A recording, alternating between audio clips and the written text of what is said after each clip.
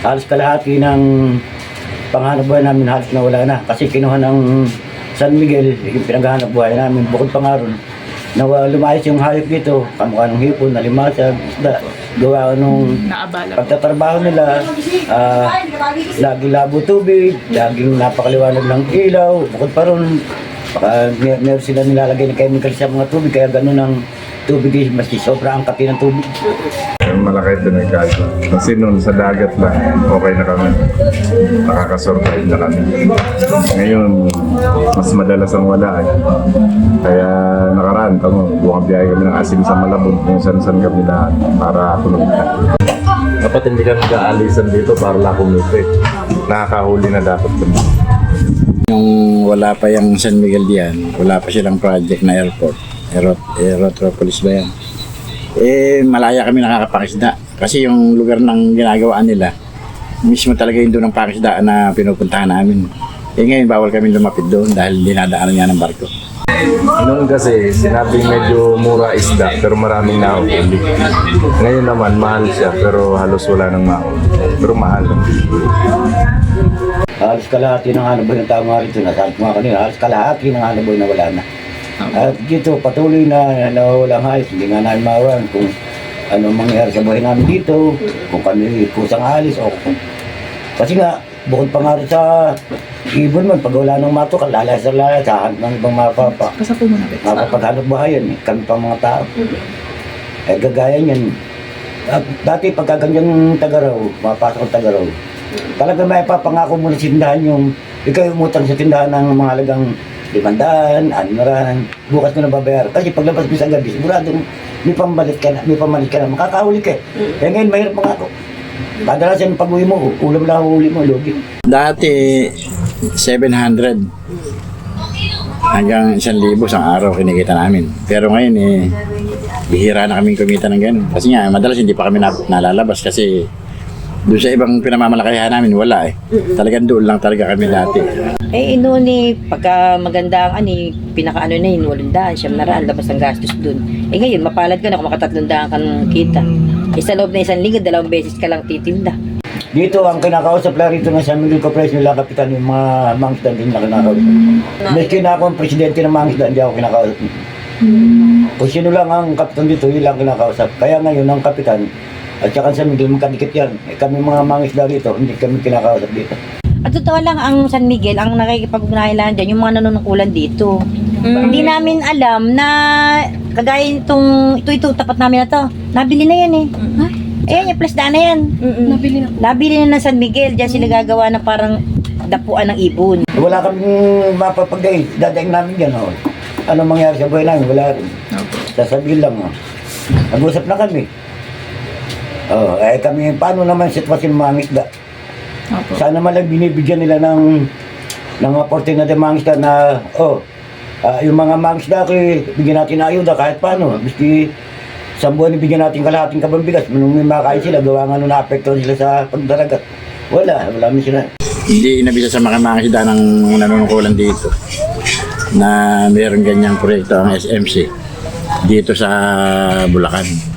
Kumbaga, ang sabi nila nung una, ang aapektuhan lang is Bulacan. Yung pala, ang number ang aapektuhan itong Barangay Pamarawan kasi halos 90% ng mga taga rito mangisda lahat. Kami naman dito sa barangay, sabi nga namin wala naman kami magagawa kasi tutulan man namin yan kung ang nagpapagawa ay gobyerno, ito yung dumaan na sa Kongreso at sa Senado, pinayagan ng Pangulo, sino kami para tumutol? Kaya ala na kami nagawa, kundi tanggapin yung proyekto. Pinagbawalan lang kami mga isda pero wala man lang silang binibigay na kanin. Ang nangyari doon, yung mamamaklad na nakagawir doon sa gawing tap-tap na yun, gawing Bulacan na yun, pinaalis ng San Miguel. Ngayon ang kausap doon, kapitan. Ang ginawa ng kapitan, nagbayaran sila ng 30,000. Tapos meron pa silang sustento kagabuan ng kalating kabambigas, saka grocery. Meron 52 katao yun. Kaya ang tanong ko, bakit ilan bang 52 katao na yun mga isda? Ilan binigyan ng pabor? Yun ang tanong ko. Ilan ang binigyan ng pabor, yung 52 katao na yun, samantalang libong mga isda nga dito.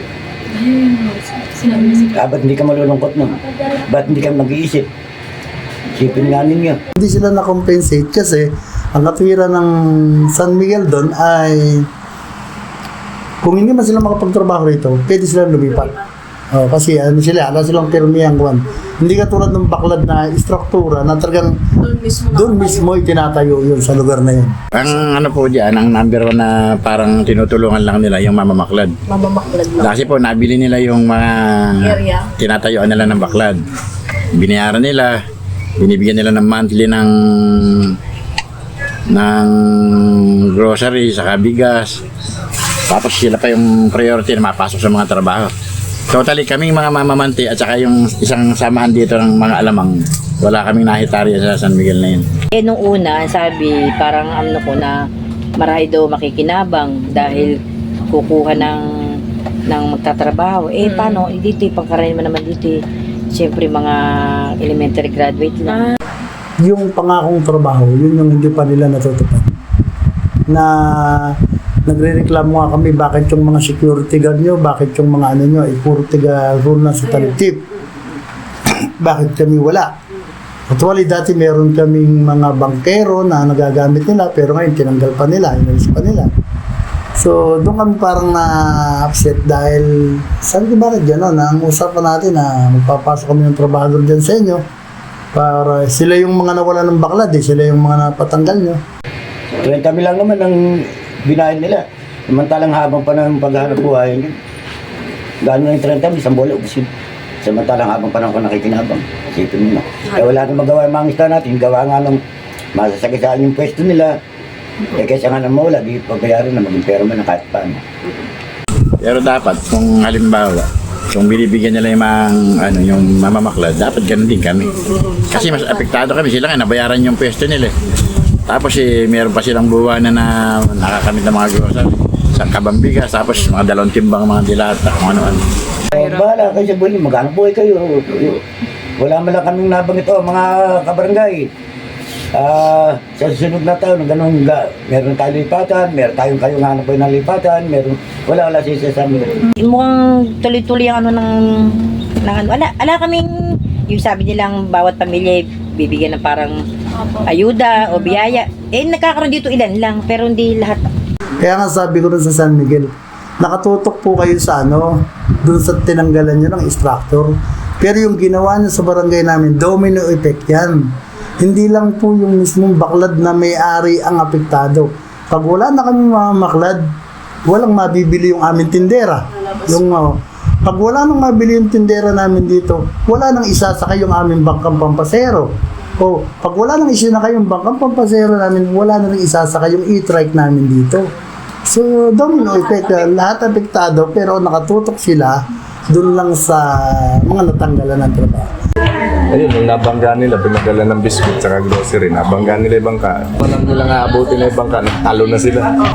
Kaya lolo ko pa kami, binigay ka akong biscuit pa pati. Actually, may nangyari na nga na nasagasaan yung bangka ng mga isda. Nabuhay pa rin sila, siyempre mga isda yan, mga sanay sa dagat pero yung isa nagkaroon ng phobia, hinihingi namin ng kompensasyon, pero binigyan naman ng goods, groceries. Worth 10,000 pesos yata. Tapos na wala na. Buti pa hindi na lang dito sa Bulacan, sa iba na lang nila nilagay. Kasi nga number one nga yan, yung paghahanap buhay namin, may 2 taon na kaming naapektuhan yun. Na dati medyo ginawa buhay namin, ngayon lalo kami naghihirap. Kaya tapos nga, sa mga pangako nila na testa ko yung mga taga rito, wala namang napasok at isa. Yun lang talagang nabili nilang mga nakakapagtrabaho dyan. Nabilihan nila ng mga umangan ng baklat, 30,000 lang. Kung minsan nga ay nagkakaroon ng problema kasi magkakaiba yung mga spekulasyon, kami nagsisilbing kami yung nagsisilbing abogado ng barangay, pero kami sa abogado rin kami ng SMC. Kasi kami ngayon rektang nakakausap, kasi sabi nga namin, kung minsan may mga sobrang balita na kasi hinukay daw ng 2 poste, yung dinaanan ng bangka nyo. Which hindi ganon. Ang usapan namin nun is 2 metro lang ang tatanggalin nilang lupa. Hindi nila pwedeng hukayin ng malalim. Kasi yung 2 metro na yon, pantatambak naman doon sa gagawing taniman ng bakawan o mangrove forest na itatayo. Magtatayo nga ng panibagong syudad dyan. Tatayo mga mall, malaki yan. Lahat ng... Kaya nga, maganda nga yung pagunlad.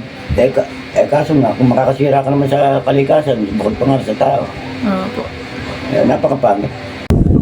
Dati, tubig, pag natin 3-6 lang, hindi kami nabot. Ngayon yung 3-6 hanggang tubig na yung kalsado na yan.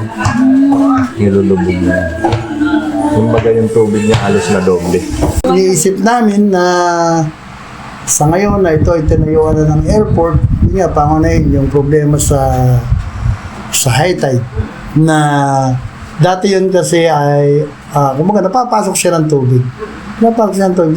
Yung malaking volume ng tubig na manggagaling sa Manila Bay o kaya sa baha, sa ulan ay na-absorb nung lugar na yun 2,600 hectares. Nakakapag-absorb ng tubig yun. Pero ngayon, kung ito ay close na, sarado na to eh. Pag pumatak ang ulan, tatapon yan sa dagat pa rin ang tuloy. Hindi katulad ng dati na para siyang batya na pag umulan, nasasalo yung tubig. Hindi kakalat kagad sa labas. So ngayon, ang nangyayari dyan, pag tumama yung ulan sa kalawakan ng airport na yan, sa kalawakan ng lugar, tatapon lang niya sa dagat. So ano ang epekto nun, pangunahin, angat talaga level ng tubig sa katulad sa barangay na malalapit. Ngayon po tuloy-tuloy yung iba po naghahanap na ng parang para mabuhay. Yung iba, umalis na rito. Kung sino mayawan dito, magsikap ka, mabuhay ka. Madaling lumipat. Ang problema, paglilipat ka, susundar ka ng bago mong tirahan. Magkano lupa sa kalata? Nasa dami metro kwadrado ron. Pagdating mo doon, papatayan mo pa ng bahay. Pangalawa, hanap buhay na. Marami na rin ditong nag-iisip na ganyan. Ang problema, unang-una, yung mga namba nila, mga wala ng tinanong. Anong tatrabuhin? Yun lang nagiging trabaho, construction nga lang. Alam ito pupuntahan eh. Pabor ako.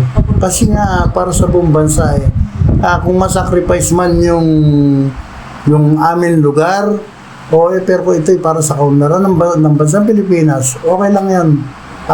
Makakapag-survive pa naman kami dahil kumbaga, sanay na kami sa mahirap na pamumuhay dito at kung kami ay i-adapt ng San Miguel, yung aming mamamayan, para maging trabaho doon, tingin ko ay makakasurvive kami lalo. Ang kailangan namin dito, kung bibigyan nila kami ng tulong, talagang pangkabuhayan ang kailangan namin. Yung sa araw-araw na kahit paano meron. Kasi talaga yun naman ang kailangan namumuhay, di ba? Kasi wala naman kami natatanggap sa kanila. Ang nagkakaroon lang talaga yung malapit na nakakapag sa kanya. Hindi kami nakatikim ng San Miguel. Na kahit sabihin mo, hindi kami nakatikim ng dyan. Balik ang kailangan. Hindi nga namin malan yung sabi nila, may dumating doon dyan San Miguel. May mga dalang ganon. Hindi namin alam yun. Doon lang, sa mga katamo, mga mother leader, barangay tanod. Sinasabi ko na lang po sa kanila ganito yan. Sabi ko nga ako sa inyo, sino kami para pakinggan doon sa itaas.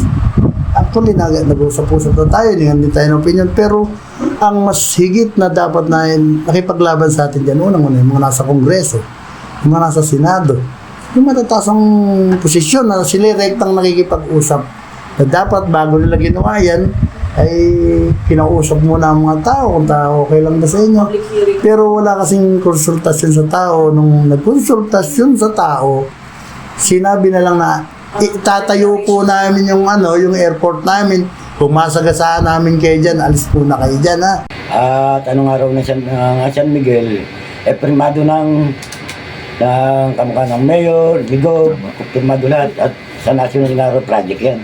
Kaya wala tayong magagawa. Bakit niya sabihin mo lang magagawa yung taong maapektuhan? Kung una pala tumutulang tao, tanguna siya, hindi magagawa, malaki magagawa. Pwede natin pahintuin yan, ba't hindi, kung makaapekto sa mga mamayang Pilipino.